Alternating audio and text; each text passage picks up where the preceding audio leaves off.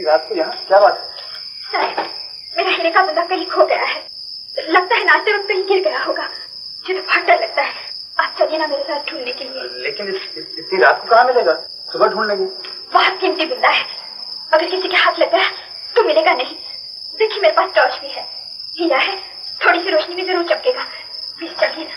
मेरी बात मानो, इस समय नहीं मिलेगा, सुबह जाके ढूंढ लेंगे। सर, अगर बंदा नहीं मिला तो पिताजी नाराज हो जाएंगे।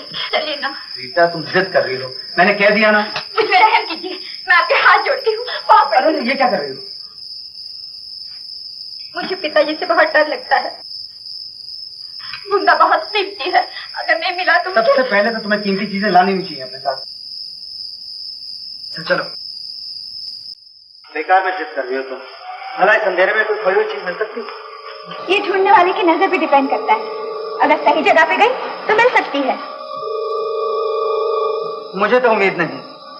आप नजर तो घुमाइए। हीरा है, अंधेरे में ज्यादा चमकता है।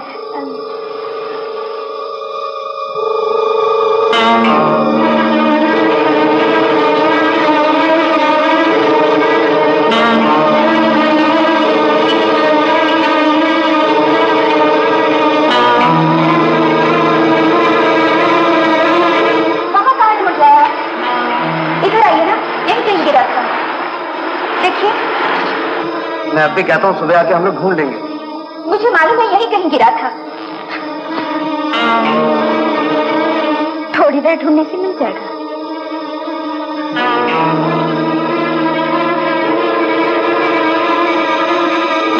लेकिन रीटा, क्या हुआ? क्या हुआ? लग गई क्या? कहाँ?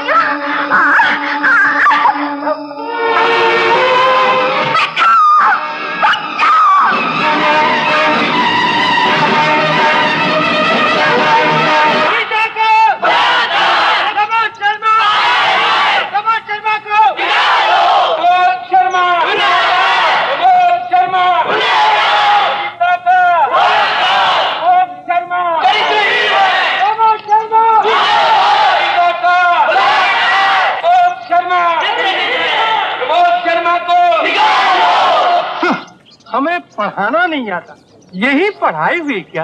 अजय श्रीमान जी, ये नए युग, नया प्रयोग, न्यू वेव, ये जितने नवयुवक आए हैं ना, एक ही उद्देश्य लेकर आए हैं, मुक्त काम।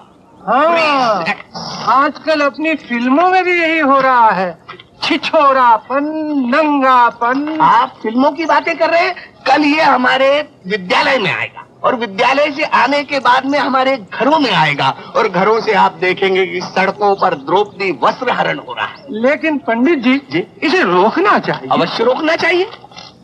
सभी जगह यही चर्चाएं हो रही हैं। प्रमोद शर्मा ने ये किया, प्रमोद शर्मा ने वो किया। क्षमा कीजिएगा श्रीमान जी, यदि रीता जैसी कन्या वस्त्रहीन होकर आपके कमरे में प्रवेश कर जाए तो आप उसे बेटी कहकर गले से लगाएंगे क्या? कितने गंदे विचार हैं, कितना मानसिक स्तर गिरा हुआ है हमारे विद्वान मित्र का। सेन जी चलिए। लेकिन पंडित जी, ये सोचने वाली बात है। मैं तो उस हालत में कभी बेटी नहीं कहूँगा। श्रीमान जी, ये सब हमारे भाग्य में संभव ही नहीं है। हमारी पत्नी हमेशा कहती है कि सत्य को सत्य मान लेना पाप होता है। हेलो, हाँ, कौन बोल रहे हैं? हाँ कहिए। आपने प्रोफेसर शर्मा के बारे में क्या फैसला किया? मैं समझता हूँ ये केस पुलिस के हाथ में दे देना चाहिए। नहीं, ऐसा मामला पुलिस के हाथ देना ठीक नहीं। खानदान की इज्जत, लड़की की जिंदगी, दोनों का खतरा। मेरे लिए जैसी मधु है वैसे ही रीटा। तो फिर आप ही बताइए कि मैं क्या करूं? हाँ, आप कल आ जाइए, प्रमोद को भी वहां बुला लूंगा। अच्छी बात। Thank you so much.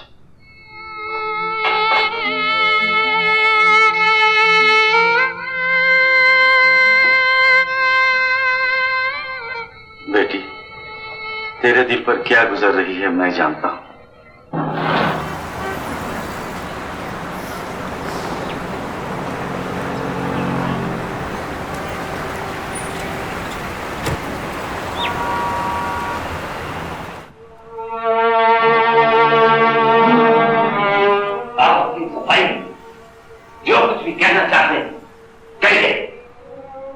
तुमसे हमें उम्मीद है तुम सच बोलो।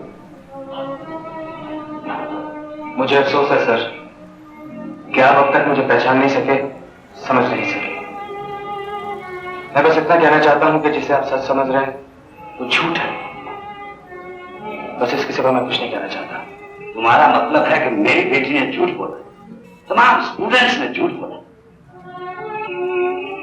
मैं तो सिर्फ झूठ को झूठ कह रहा हूं, सच क्या है मैं नहीं बताऊंगा। क्यों नहीं बताऊं? अगर तुम निर्दोष हो तो तुम्हें सच बताना ही चाहिए। कोई जरूरी नहीं सर, अगर झूठ झूठ साबित हो जाए तब भी मैं निर्दोष साबित हो जाऊंगा। मान लिया कि ये सब झूठ है, मगर जिस झूठ को सच कहने वाले कई गवाह मौजूद हो, कानून भी मान लिया। तो फिर मेरी बात को सच कैसे मानेंगे आप? मेरे पास तो कोई गवाह नहीं।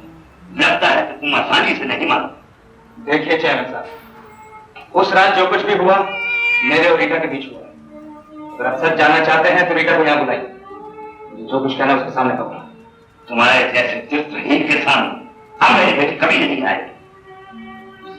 जिस पर तुमने उसकी इज्जत पर हमला किया, उसने मुझे सब कुछ बता दिया, सब कुछ। रीटा यहाँ नहीं आई, तुम अपनी सफाई करो। सर, रीटा मेरी स्टूडेंट है, मैं उसका टीचर हूं। जिस सच के पता चलने से मेरे स्टूडेंट के जीवन पर असर पड़ सकता है उसे नहीं बताना मैं अपना फर्ज समझता हूं।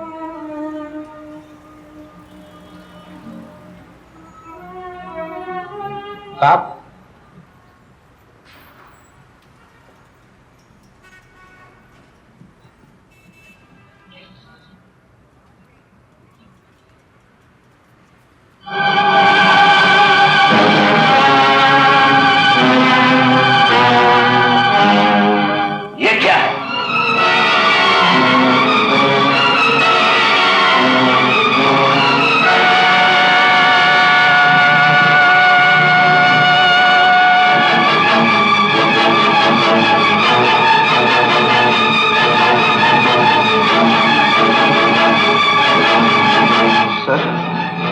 ये सब झूठ है, ये किसी की चाल है।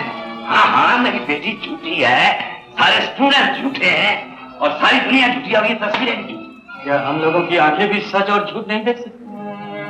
क्या सर, आप भी इस पर विश्वास करते हैं? प्रमोद, मैं तुम्हारा ये रूप कभी सोच भी नहीं सकता था। आज तुम्हारी असलियत को जानकर मैं बहुत दुखी हो गया। सर, नहीं, ये तुम्हारी कोई भी सफाई नहीं सुनती। अब तुम जा सकते हो। Please please go ahead.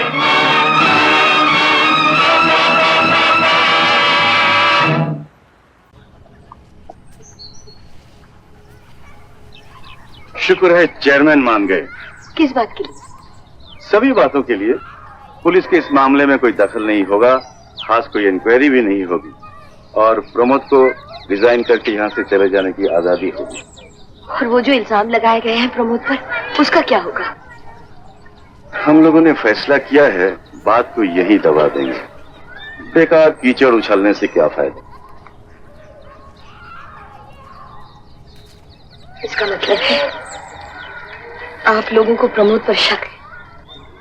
हमने उसे रिजाइन करके यहाँ से जाने की इजाजत दिलवा दी है। क्या वो रिजाइन करने के लिए राजी हो गया? क्या उसको अपना कैरियर प्यारा नहीं है? हो सकता है वो अपने करियर की परवाह न करे और अपने आप को बेकसूर साबित करने की कोशिश करे। तब तो उसे यहाँ से जाना पड़ेगा। सच को साबित करने का मौका दिए बिना? मधु, ये कॉलेज की इज्जत का सवाल है। यहाँ दिल से नहीं, दिमाग से काम लेना पड़ता है। इससे क्वेश्चन ऑफ डिसिप्लिन, असूल की बात है। एक ऐसे चरित्रहीन आदमी को स्टूडेंट के भविष्य बनाने वाली कुर्सी पर कैसे बर्दाश्त किया जा सकता है?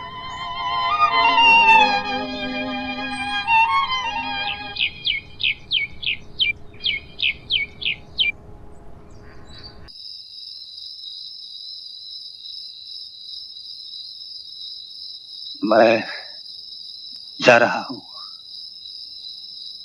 नहीं पूछूंगी क्यों, नहीं पूछूंगी कहां, लेकिन क्या ऐसा नहीं हो सकता कि झूठ को झूठ साबित करके जाओ? मधु, जिस सच्चाई को बहुत से लोग मिलकर झूठ साबित कर चुके हैं, उसे मैं अकेला सच कैसे साबित कर सकता हूं? अब तुम अकेले कहां हो? कौन है मेरे साथ? तुम्हारे डैडी तक को तो विश्वास नहीं है मेरा। और तुमने मुझे देखा ही कहां, पहचाना ही कब? मधु, अब मैं बदनाम हो चुका हूं, मैं कॉलेज से निकाल दिया गया हूं। जानती हूँ, सब जानती हूँ। तुम बदनाम हुए नहीं, बदनाम किए गए हो। और इस बदनामी को खामोशी से कबूल कर लेना सारी दुनिया को धोखा दे सकता है, मुझे नहीं। मैं तुम्हें जानती हूँ, पहचानती हूँ, चाहती हूँ। मधु, मेरे बारे में मत सोचो, मेरा ख्याल मत करो, लेकिन जिस दिल की हर धड़कन सच्चाई और ईमान को पूछती है, उस दिल को हार मानने पर मजबूर मत करो। याद है, तुम्ही ने तो कहा था, जिंदगी जीने की उस इच्छा का नाम है जिसमें आने वाले कल को सुधारने की शक्ति है और गुजरे हुए कल से मुकाबला करने की हिम्मत। मधु, मैं अंधेरे में भटक गया था, तुम्हारा प्यार फिर मुझे रोशनी में ले आया है। मुझे पूरा विश्वास है प्रमोद, एक दिन हम दोनों मिलकर इस कलंक को धो देंगे, इसी शहर में रहकर। हाँ मधु, हाँ।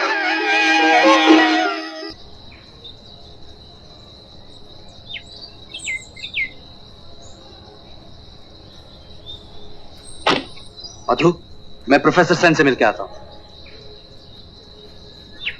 ओह शट अप! मुझे मालूम है तुम्हारे और प्रमोद के बीच में क्या चल रहा है, मगर इतना याद रखना, प्रमोद मेरा है, मैं उससे प्यार करती हूँ। शंकर, हाँ दीदी, तुम चलो तो मेरे साथ। चलो।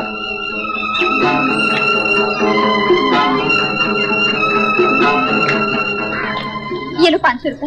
राकेश से कहना कि इससे ज्यादा मैं कुछ नहीं कर सकती, मगर इससे तो काम भी नहीं चल सकेगा। तो मैं क्या करूँ? तुम 5 मिनट के लिए उससे मिल क्यों ले लेती हो? नहीं, मैं किसी से नहीं मिल सकती। तुम लोग यहाँ से जल्दी से चल जाओ।